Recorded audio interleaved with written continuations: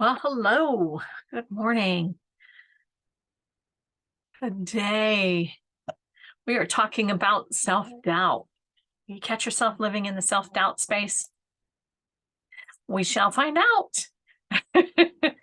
Hey, Kimberly Borgens here with Be a Legacy. And today I'm going to talk about, are you self-doubting, creating self-doubt in your life? What's going on?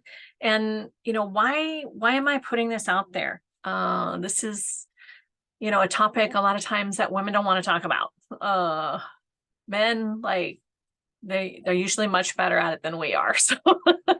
So that's one of the reasons why. And look, in the male dominant space, where I work is you can't doubt yourself. You have to be confident in what you're doing and where you want to go, what your vision is. And so really self-doubt doesn't have much room. We don't want to make room for that, especially when we're working in the male dominant space, right? Because you'll be questioned on it. You'll be called out on it. People will ask you like, "Oh, so what? You don't think you're confident enough? Oh, you don't think you can handle it? Let me get somebody else to do it for you. Let me get one of the boys to take care of this for you."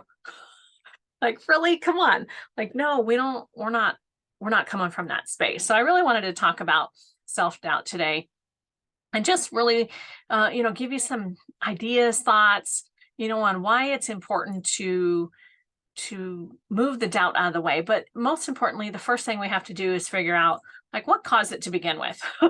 Like, where did we get it, right? And so that's really what I want to do is just bring in that space today where uh, we move that self-doubt out and we put in place something that is much more powerful, much more exciting, and gives you so much more of the feels, right? And that's, more personal confidence. So when we talked about today, how self-doubt can hold us back in so many areas, so many aspects of our businesses, in our lives, with our family members. Uh, you know, it makes us question our abilities. Have you ever noticed that? Right? And we don't want that. We don't want to be overwhelmed with comparing ourselves to other people. And, because that doesn't work for us either, right? And uh, most importantly, it often shows up as a lack of confidence. And it's really not that you're not confident as much as you're just letting self doubt take over because you're smart enough. All right. You have the knowledge, you have the skill set, you have what's necessary to be successful, right? You might need some more skills along the way. We all do, right? I didn't become this smart in my 20s. Okay.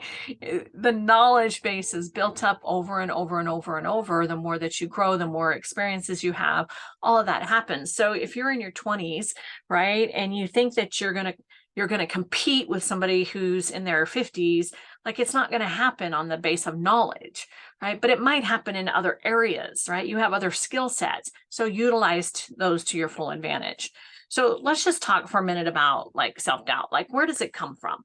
Right? It really comes from, I've talked about this on other episodes here, is that, we had really good intending people who wanted us to learn. They were the adults in our lives, the teachers in our lives, right? Siblings, the grandparents, right? Our friends, just well-meaning people who would say, no, you can't do that. No, that's not what you should be doing, right? It just happens. And what happened along the way is those messages made us go, ooh, maybe that's not for me. Maybe I'm not smart enough. Maybe I can't do it because my mom knows me well and my mom told me I can't do it. Right. Oh, that teacher, she's just so smart. And she said, no, I can't do that. So I'm just going to have to trust her. Right.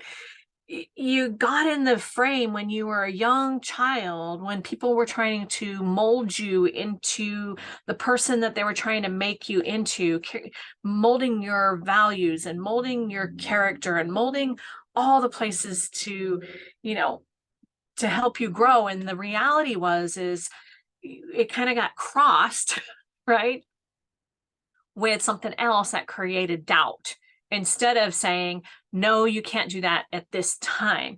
No, you still need some skill set to learn how to do that better.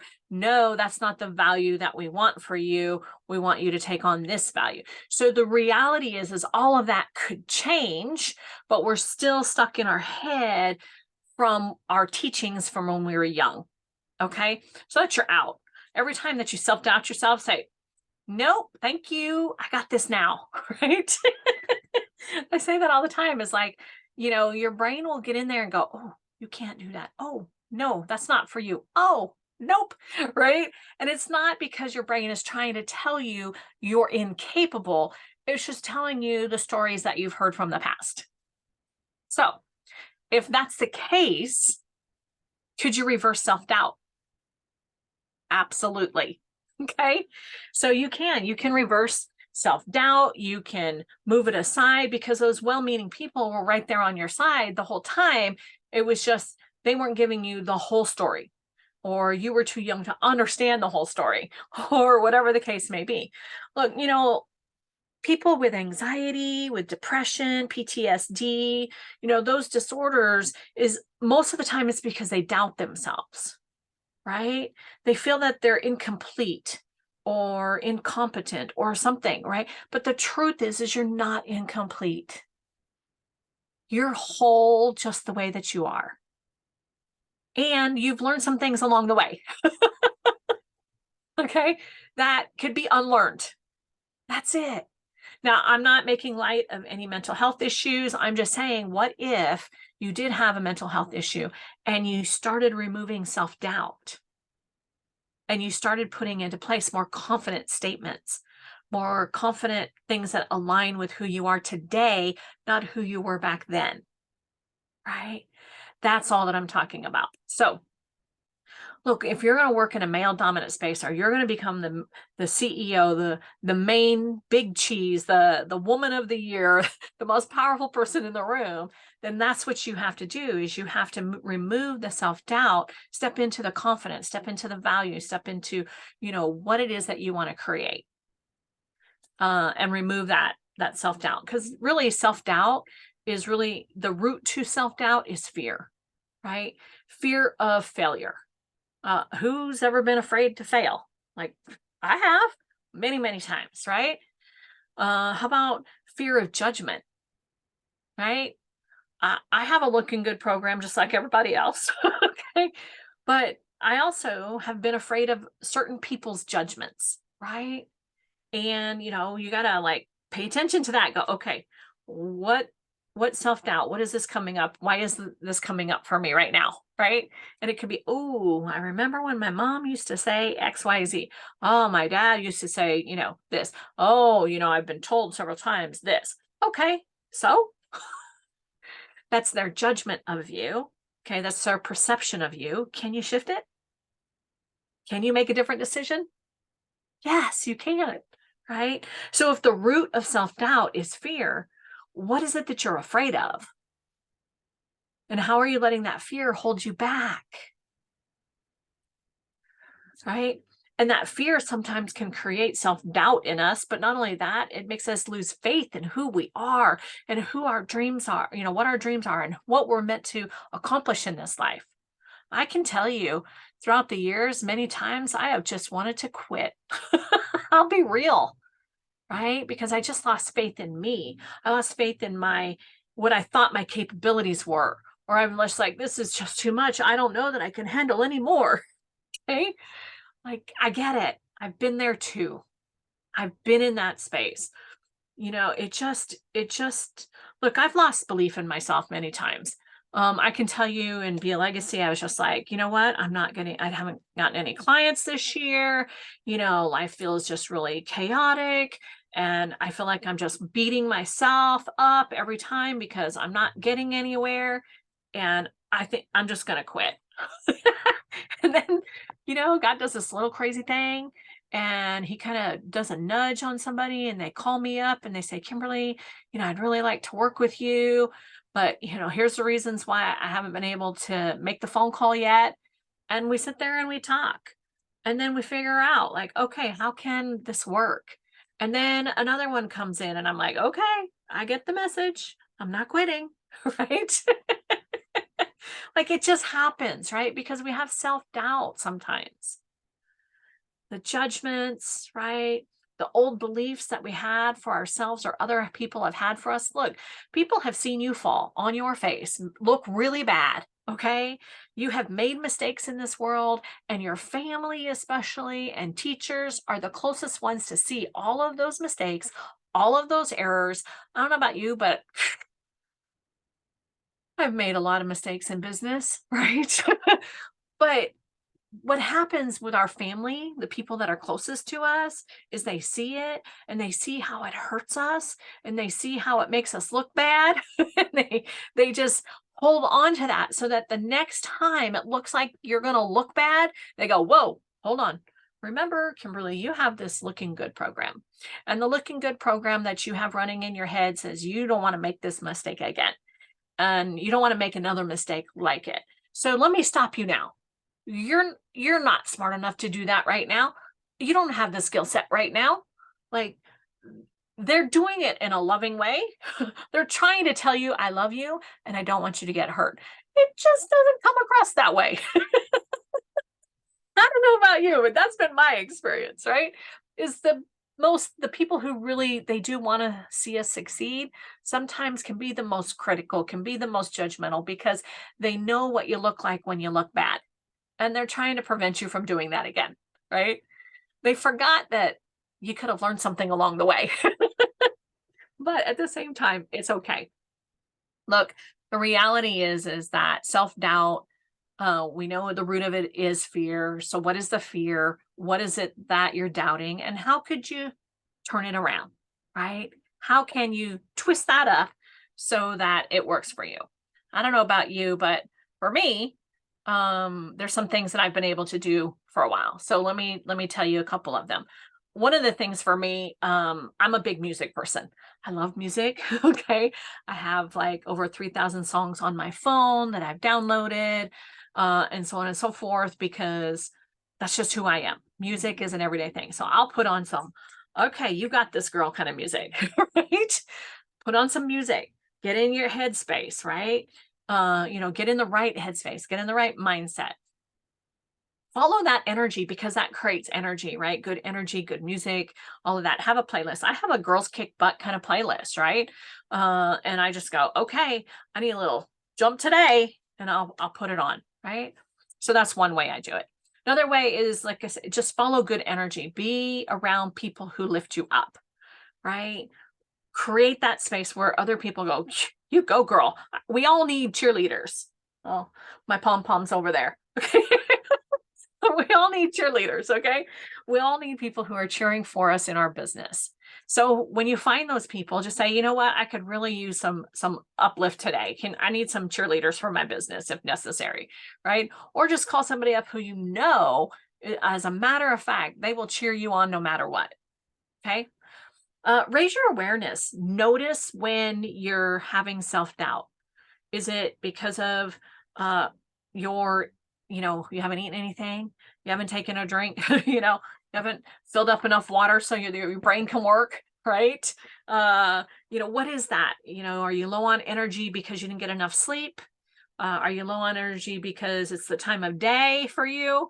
Right? Some people you got to look at what time of day is it. Like, I don't make real important decisions if I don't have to in the evening. Why? Because I get up early. I'm up 4:30, 5 o'clock every single morning. Like, I don't even set an alarm clock. My body just says, it's time to get up, girl. We're ready.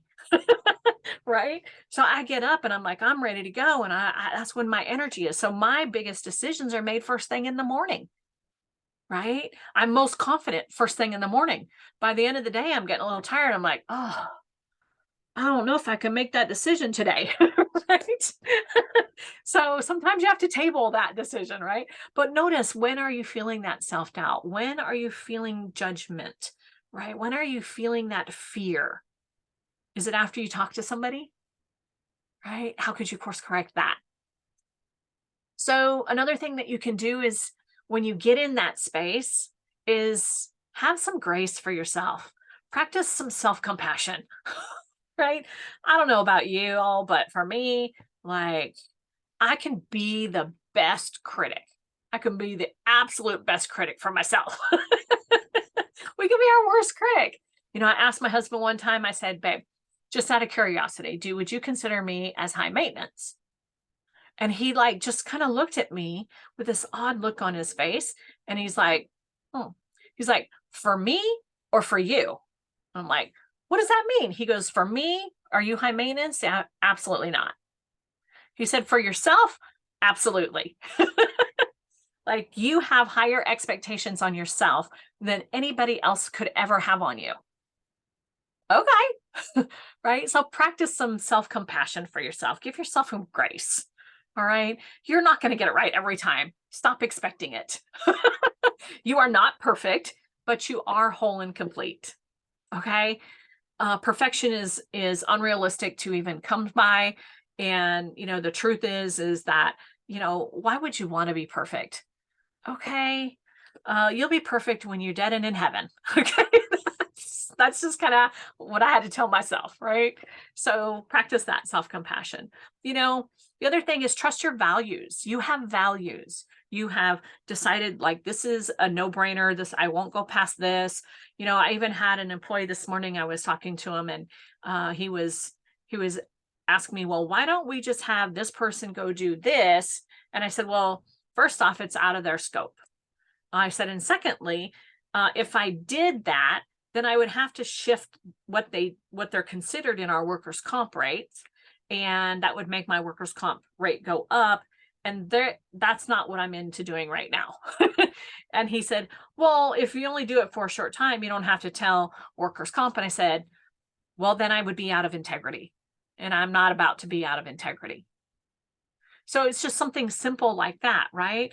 Trust your values. If I know that if I'm going to put this person into this position, and this position is a higher workers' comp rate, and I'm only going to put them there for a short period of time, then I'm going to pay the correct workers' comp rate because that's part of my values.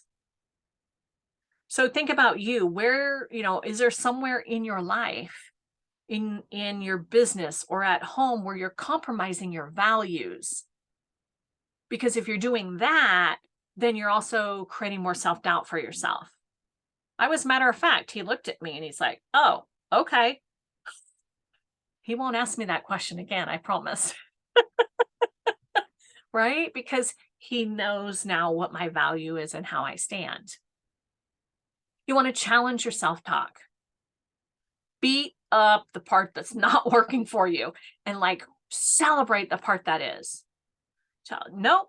Self-talk, nope. I'm not going to create any negative talk today. Today I'm focused on moving forward. So is moving forward, we're not talking about the negativity. We're moving forward in positivity. So challenge your negative talk, right?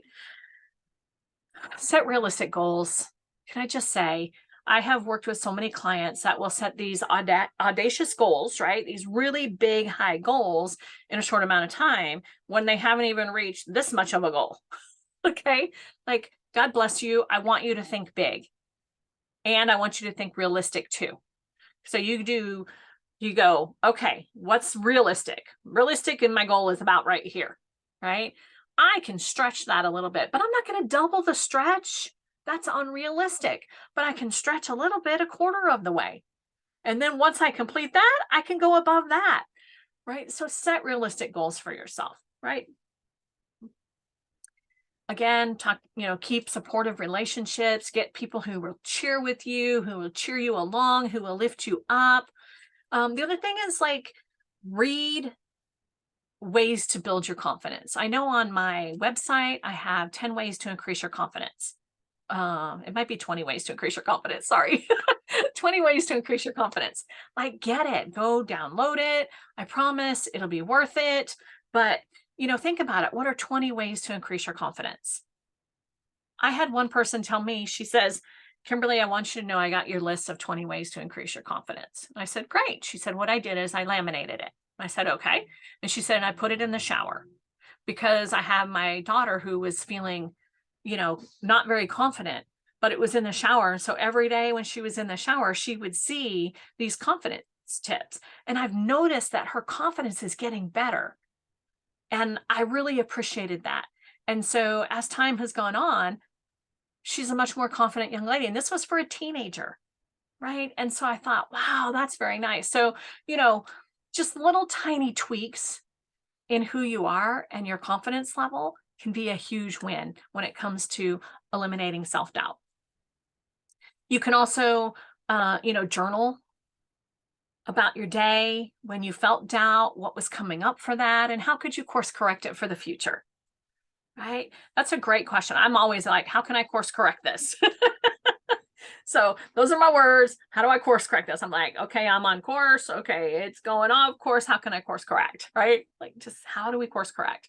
So, make sure that what you're doing when it comes to self doubt is really, in a great space for you. Okay. Be authentic with who you are.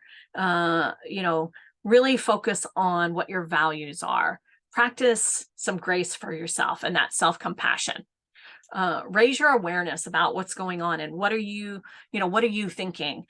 Is it fear? What are you afraid of? Is it the judgment, right? Is it the fear of failure? Is it you don't want to hurt somebody else's feelings? Is it because you don't want to look bad? Okay, because you got the good looking program going on, right? What is it? And just remember that there's stuff that came up. Your parents, your teachers, your siblings, your grandparents, the adults in your life, they really were working in your best interest as a child when these things started coming up.